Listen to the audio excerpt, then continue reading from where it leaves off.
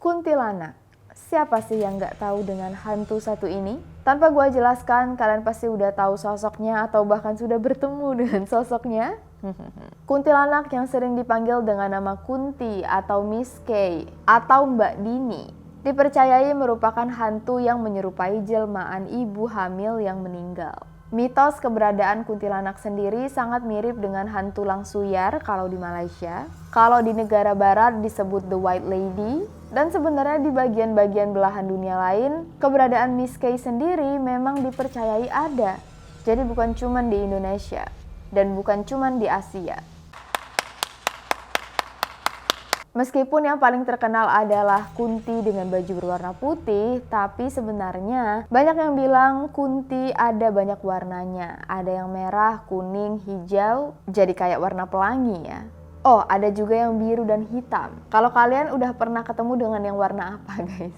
Nah, katanya warna-warna ini menandakan ilmu sang setan. Yang ilmunya paling rendah itu yang warna putih. Mohon maaf nih kalau misalnya ada Mbak Kun yang tersinggung di sini. Yang paling senior yang warna biru. Pantes jarang ketemu ya. Katanya yang berwarna biru ini yang paling agresif dan memancarkan aura yang paling negatif. Kalau dia lewat, manusia bisa langsung merinding. Nah, Mbak Kunti beda dengan sundel bolong. Kalau Mbak Kunti dia utuh gak ada bolongnya. Tapi emang mirip sih. Ada banyak mitos tentang ciri-ciri kehadiran Mbak Kunti. Mulai dari suara lengkingan, katanya kalau misalnya jauh berarti dekat, kalau misalnya dekat berarti jauh. Ada juga yang bilang kalau misalnya ada suara anak ayam itu berarti ada Kunti. Ada banyak banget versinya, makanya Ruang Gelap pengen membahas. Dan mungkin beberapa tanda-tandanya belum pernah kalian dengar dan belum kalian ketahui. So langsung aja kita masuk ke cerita, welcome to Ruang Gelap.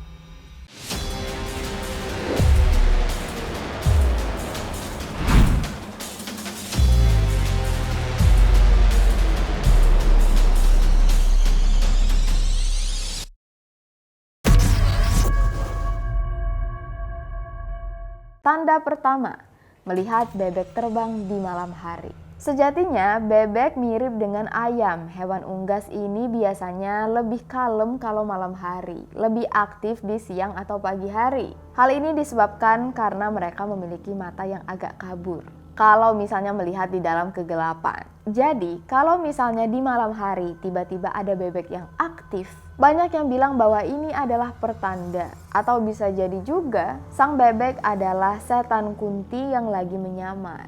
Biasanya sedang membuntuti seseorang, supaya orang yang dibuntuti tidak curiga. Jadi wajar ya kalau misalnya ada orang yang takut sama bebek. Apakah karena mereka takut bebek itu adalah Kunti? Kita lanjut ke tanda kedua, suara orang yang menyapu di tengah malam. Apakah ini alasan kenapa nyokap gue nggak ngebolehin gue nyapu malam-malam? Di sini ada nggak yang hobi nyapu malam-malam di rumah?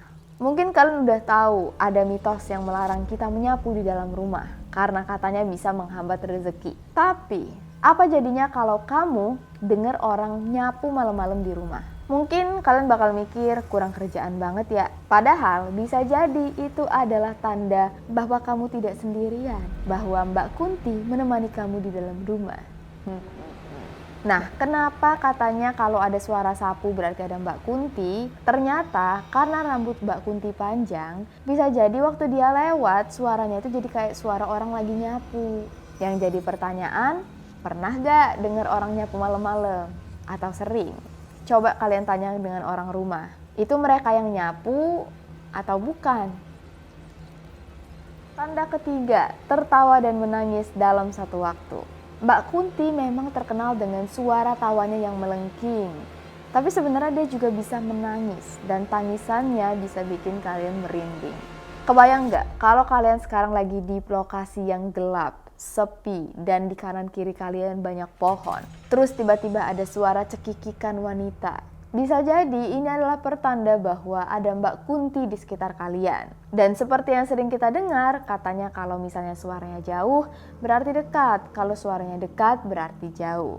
Percaya atau enggak, gue sendiri sudah pernah mendengar suara mungkin Mbak Kunti. Nggak tahu ya itu suara apa. Dan ini bukan cuma gue yang mendengar, tapi waktu itu gue dan anggota grup teater gue emang lagi latihan sampai malam di sekolah. Terus waktu kita lagi matiin lampu, karena emang teater kan harus gelap ya.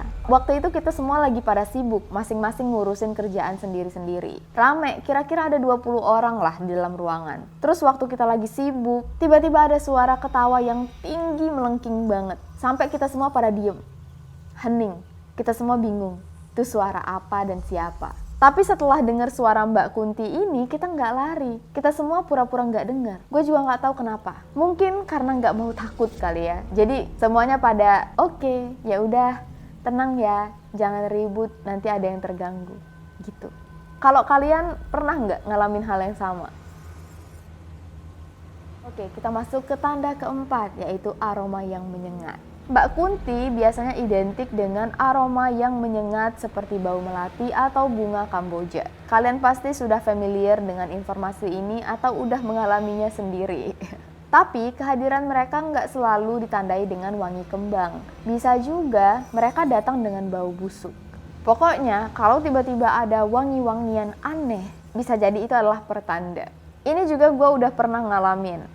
Waktu itu sekitar jam 11 malam, gue dan teman gue tuh lagi masuk ke dalam mobil, kita mau pulang. Terus waktu mobilnya mau dinyalain, mobilnya nggak mau nyala. Kita bingung, kenapa tiba-tiba mobilnya rusak. Terus dari dalam mobil, kita nyium bau melati. Dan waktu itu emang posisi parkirnya di lapangan rumah yang kosong.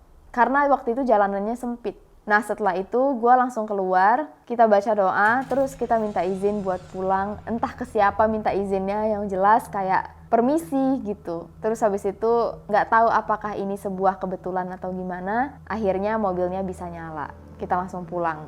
Dan bau yang kita cium itu bau melati yang beneran nggak tahu dari mana. Padahal nggak ada orang di situ dan rumahnya kosong. Dan nggak ada tanaman melati di situ.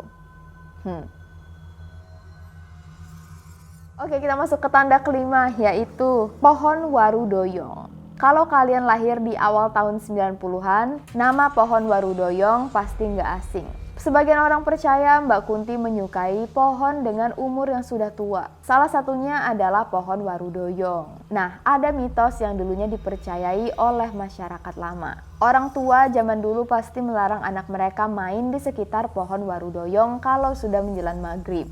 Karena dipercayai bisa diculik oleh Mbak Kunti. Di beberapa pohon warudoyong biasanya ada ranting yang bisa digunakan untuk duduk. Ranting inilah yang jadi tempat duduk favoritnya Mbak Kunti. Apalagi kalau pohon warunya lebat, makin kelihatan seram, makin senang Mbak Kunti tinggal di situ. Kadang-kadang kalau iseng, Mbak Kunti juga suka mengganggu orang-orang yang lewat. Dan itulah tadi 5 tanda-tanda kehadiran Mbak Kunti. Sudah ada berapa tanda nih yang pernah kamu temuin? Mungkin udah pernah ada yang ketemu yang biru, hitam, kuning ya. Coba tolong yang punya pengalaman tulis di kolom komentar bawah. Nah, tanda-tanda tadi juga merupakan mitos. Jadi kalau kalian nggak mau percaya, ya nggak apa-apa. Lebih dan kurang gua mohon maaf. Kalau kalian suka dengan video ini, silahkan klik like, subscribe, dan juga nyalain loncengnya, share ke teman-teman kalian. Dan semoga kita bertemu lagi di video selanjutnya. Jangan lupa untuk stay safe, take care, and stay alive.